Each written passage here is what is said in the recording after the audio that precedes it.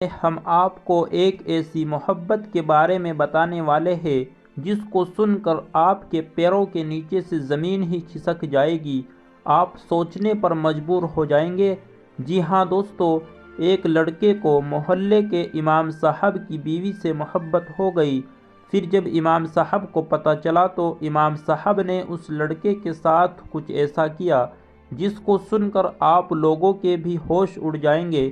دوستو، یہ واقعہ کہاں کا ہے، کب پیش آیا ہے، اس کو جاننے کے لیے آپ اس ویڈیو کو پورا آخر تک ضرور دیکھیے۔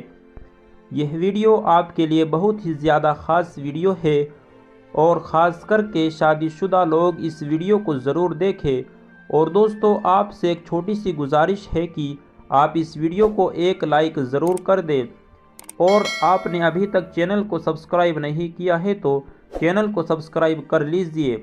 پیارے دوستو، گجرات کے احمد آباد میں عالم نام کا ایک لڑکا رہتا تھا۔ اس کو اپنے محلے کی امام صاحب کی بیوی سے محبت ہو گئی۔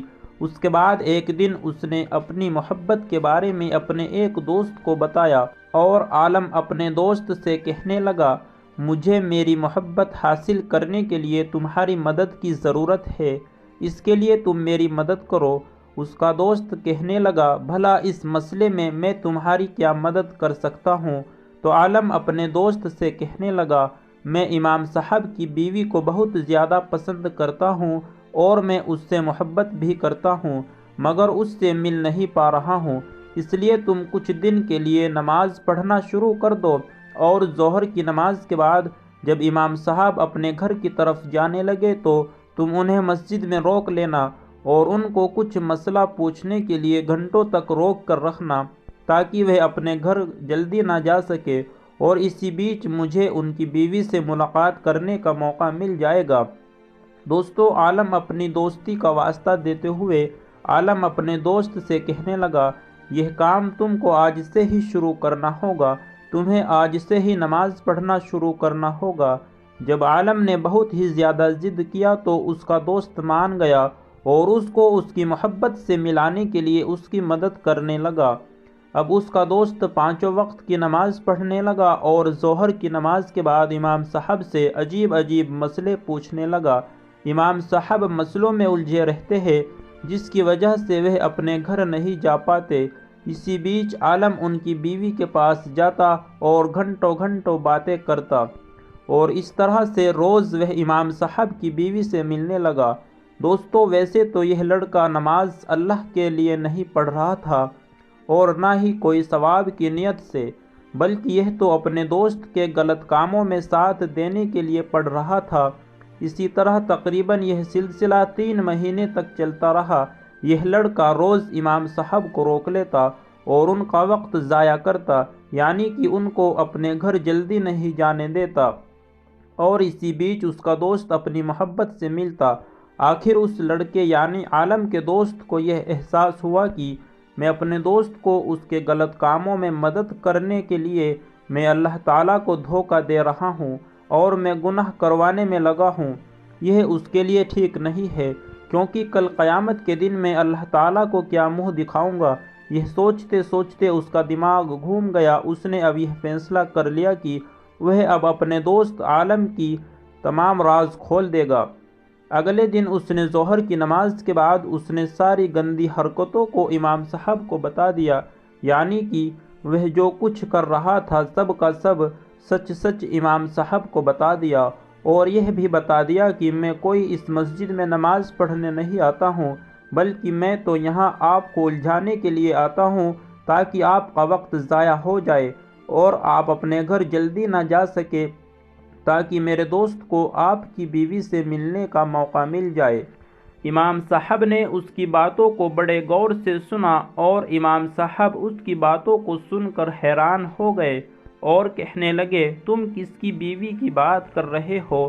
میری تو ابھی تک شادی بھی نہیں ہوئی ہے۔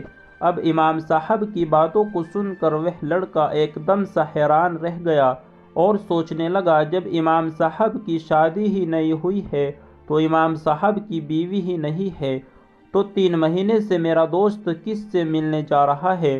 وہ ہر روز کس کے پاس جاتا ہوگا؟ اس کا دماغ گھومنے لگا اور اپنے دوست کی سچائی جاننے کے لیے بے چین ہو گیا۔ اب وہ اس حقیقت کا پتہ لگانے کے لیے اگلے دن ظہر کی نماز پڑھنے کے لیے مسجد میں نہیں گیا، بلکہ چپکے سے اپنے دوست کے پیچھے پیچھے ہو گیا اور سوچنے لگا، آج اس کو دیکھ کر رہوں گا، یہ کس کے گھر جاتا ہے اور کس کی بیوی سے ملتا ہے۔ اور وہ چھپ چھپ کر عالم کے پیچھے چل رہا تھا، اور پھر اسے دیکھ کر بڑا جھٹکا لگا۔ اس کا دوست جس مکان میں داخل ہو رہا تھا وہ اسی کا گھر تھا، یعنی عالم اپنے اسی دوست کے گھر جا رہا تھا، مطلب وہ 3 مہینے سے اس کے ہی گھر جا رہا تھا، اس کو ہی دھوکہ دے رہا تھا، وہ 3 مہینے سے اس کی ہی بیوی سے مل رہا تھا۔ یہ دیکھ کر اس کے پیروں سے زمین کھسک گئی اور وہ من ہی من سوچنے لگا، برے کام کا برا ہی نتیجہ ہوتا ہے۔